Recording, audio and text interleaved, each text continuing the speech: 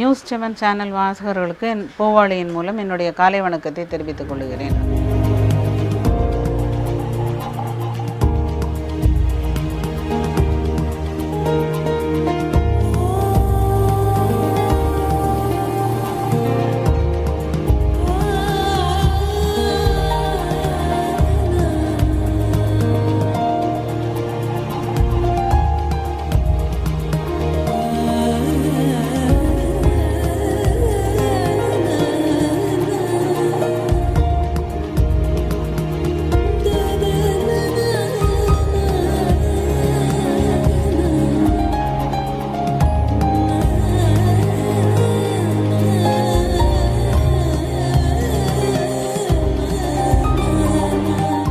இப்பொழுது நாம் தொடர்ந்து மூலிகைகளை பற்றி பார்த்து கொண்டு வருகிறோம்.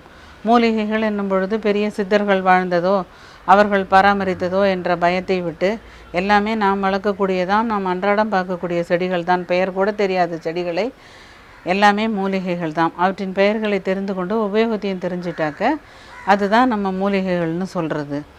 இன்றைக்கி நம்ம இந்த வகையில் பார்க்க போகும்போது சீமை அகத்தி. இது வெளிநாட்டில் வளர்கிற செடி. இது மெழுகுவர்த்தி மாதிரி அடுக்குகளை உடைய மஞ்சள் கலர் பூக்களை கொண்டது. இந்த சீமை அகத்தி தென் மாவட்டத்தில் நிறையவே வளருது. இப்போ நமக்கு பார்த்திங்கன்னா மனிதனுடைய அடிப்படை தேவைங்கிறது உண்ண உணவு, உடுக்க உடை, இருக்க இடம். இதில் உடுக்க உடை, இருக்க இடம் இது ரெண்டும் ஃபுல்ஃபில் ஆகிடுச்சு.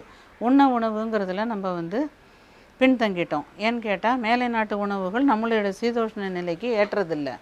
ஆனால் அதை நம்ம விரும்பி சாப்பிட ஆரம்பிச்சிட்டோம்.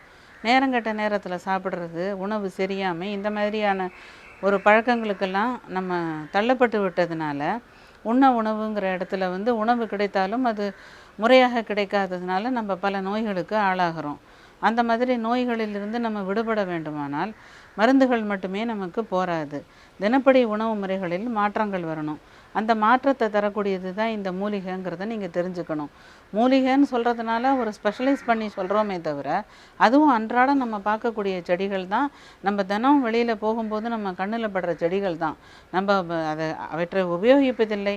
ரெடியாக பேக்கெட்டில் போட்டு வச்சுருந்தாங்கன்னா அதை வாங்கிட்டு வர்றதில் இருக்கிற ஆர்வம் இதை வளர்த்து சாப்பிட்றதில் இல்லை. நேரமின்மையும் ஒரு காரணமாக இருக்கலாம். ஆனால் நேரமின்மைங்கிறது எப்பொழுதுமே ஒரு சாக்காக இருக்க முடியாது. நேரம் நம்ம தான் க்ரியேட் பண்ணிக்கணும்.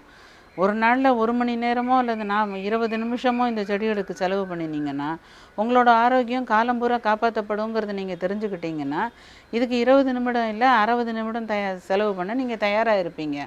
அந்த வகையில் நம்ம ஒவ்வொரு நாளும் ஒவ்வொரு மூலிகையை பற்றி சொல்லிட்டு வரோம். இன்றைக்கி நம்ம சீமை அகத்திங்கிறத பற்றி பேச போகிறோம். இது ஒரு அலங்கார செடியாகவும் வளர்க்கப்படுது. 6லேருந்து ஒரு 12 அடி உயரம் வரைக்கும் கூட வளரும். ஆனால் வெட்ட வெட்ட நல்லா வளர்ந்துட்டுருக்கும். அதனால் இந்த செடியை நம்ம கர்ப்பப்பை கோளாறுகளுக்கு இதை முறையான மருத்துவ உதவியோடு இதை சாப்பிடும் பொழுது நல்ல முறையில் அந்த கர்ப்பப்பை கோளாறுகள் நீங்குதுன்னு சொல்கிறாங்க. அதை தவிர புதுசாக பறித்த இலையை அரைச்சி சாறு எடுத்து அந்த சாறு கூட தேங்காய் எண்ணெயை கலந்து காய வச்சு காய்ச்சி நம்ம உடலுக்கு தேய்க்கும்போது படர் தாமரைன்னு சொல்லி ஸ்கின்னை விட தடிமனாக ஒரு சிவந்த படைகள் உடலில் சில பேருக்கு வரும். அது நாள்பட்ட இது எந்த மருந்து போட்டாலும் போயிருக்காது. ஆனால் இந்த சீமை அகத்தி எண்ணெயில் அது மிக சீக்கிரமாக போயிடுது. எக்ஸிமா, சோரியாசிஸ் போன்ற நோய்களுக்கெல்லாம் கூட இது மேல் பூச்சா போடும்போது மிகச்சிறந்த நிவாரணம் கொடுக்குது. இதை வளர்க்குறதுக்கு எந்த விதமான சிரமமுமே கிடையாது. இது ஒரு காட்டு தாவரம் மாதிரி தான். இதை வீட்டில் கொண்டு வச்சு உங்களோட தேவைக்கு ஏற்ப அதை நீங்கள் வெட்டி உங்களோட அளவுக்கு அதை நீங்கள் வளர்த்துக்கலாம். அதனால் இதோட பூக்கள் பார்க்கும்போது மனதுக்கு ரொம்ப ரம்மியமாக இருக்கும். அடுக்கடுக்கான பூக்கள் ஒரு பூங்கொத்து மாதிரி ஃப்ளவர் வேஸ் அரேஞ்ச்மெண்ட் மாதிரி இருக்கும்.